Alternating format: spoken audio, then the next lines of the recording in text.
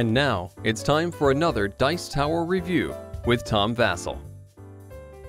Hey folks, I'm Tom Vasel, and today we're taking a look at a game called Terra Shifter.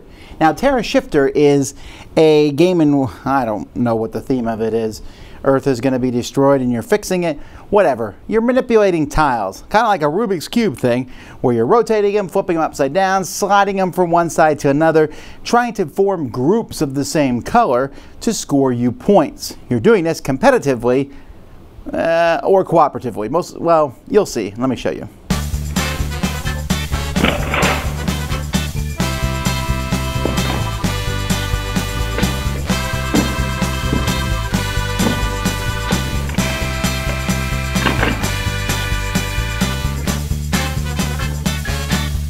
You're going to play 16 tiles. These are the only 16 tiles in the game, 4x4, randomly out here together. Now these tiles are made up of 4 different types of landscape types. We have, your desert, your plains, your ice, and water. And each tile, you'll notice, has 3 of them on it. One has a section of 2. You can tell there's 2 sheep, 1 water, and 1 desert. And what you can do here is, if you're wondering what's on the other side of the tile, these 2 single ones are the same. The other one will be the color missing, so this will be a double white on the other side, like that. You're trying to build groups here, and groups are things that are next to each other. So for example, this is a water region of 5. 1, 2, 3, 4, 5. This is a green region of 2, a green region of 2. As you can notice, there's not many green regions next to each other. Some gold cards are placed next to the table, and you have to finish these gold cards to win the game. Players will also have mission cards in their hand. On a player's turn, they have 5 moves that they can take. They can take up to 5 moves. Each of the moves can be like this. You can flip a tile over, boom, like that. You can rotate a tile 180 degrees, like that. Or you can move a whole row, like this, and drop something in over here. And so you're going to be maneuvering these, trying to get, let's say maybe I flip this one over like this. I'm sorry. I now have a blue area that's 2, 4, 6, and 7. But I don't want 7 because I have a card in my hand that says 6. So then I can flip this one over. Now it's a group of 6. And as long as I can complete 1 or more of my missions, I'm fine.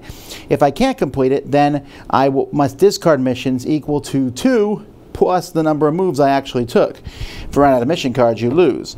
Now the goal is to get these done. A group of 10 green, a group of 8 green, a group of 10 yellow, and 3 groups of 4 blue. And that's going to change from game to game. Some of these are easier and harder to do than others. That's pretty much it. There's also some disaster cards, and these have Japanese text on them. You can mix them in when they come up. Bad things happen to you if you want to make it harder. Or you can play like a timed thing. So with a timed thing, you basically will flip over a mission card like this, and then everyone, you have this timer running, everyone's going to try to figure out the fewest amount of moves that they can do this in. So how would you make a group of 5 here? What's the fastest that you can do it in? So I might say 2. And someone says, 2, show me. I'm like, all right, I'll flip this over. Oh, never mind, I could have did it in 1. I thought I was going to have to rotate it. 1, 2, 3, 4, 5. So that's like a competitive way to play it. But that's how you play Terra Shifter. The tiles here are nice. I mean, they're small. They look better, when you're putting them, they would look better if they were right up next to each other, but then you wouldn't be able to rotate them easily, so you have to leave them apart. But I do like the very subtle, 1 or 2 of a thing. Just keeps when you're counting how many things, you just count the objects, not the shape itself. The mission cards themselves are also pretty good. The rules, now remember I have a translated rules set here. They were not the easiest thing to understand. It took me a long time to figure out how this game works, and I'm still not sure that we have everything right. I think we do as you play these cards, and you'll notice that some of the cards also only take place in a 4 or greater player game. But the components for this game, it's a very nice blocky-like style to it. It works. So the game is mostly cooperative, right? That's the main rules of the game. But cooperative is so solitairish. It really is. Yeah, sure. Billy's going to be moving the tiles, but me and Sally are going to be telling him what to do. We'll be like, hey, Billy, you need to rotate that one. What do you have in your hand? There's really no This game's really easy for one player to just go, all right, I know how to solve this. And because of that, I think it plays best as a solitaire thing. And it's interesting, right? You're moving these things around trying to get to the right thing, but it does feel a little samey after a while. You are literally doing the same things over and over again.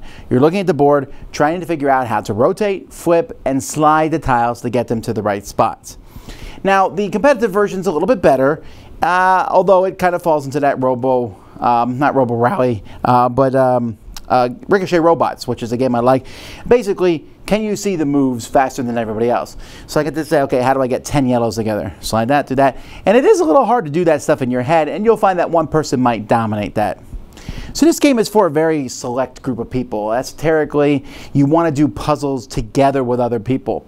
And I know that a cooperative game is essentially a big puzzle, but this one is missing the theme and can be alpha gamered, where one person can just come along and say, everybody, this is what we need to do.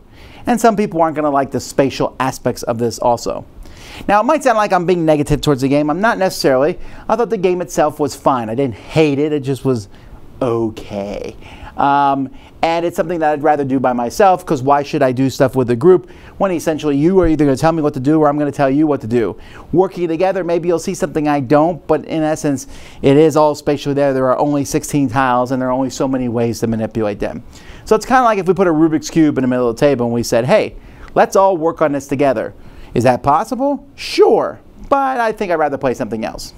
Dice Tower Judgment, an interesting solitaire puzzle. Thanks so much for watching the Dice Tower videos. Find more great videos and reviews, as well as our top-rated audio podcast at Dicetower.com. You can also find other great shows at Dicetowernetwork.com. I'm Eric Summerer, and you've been watching The Dice Tower.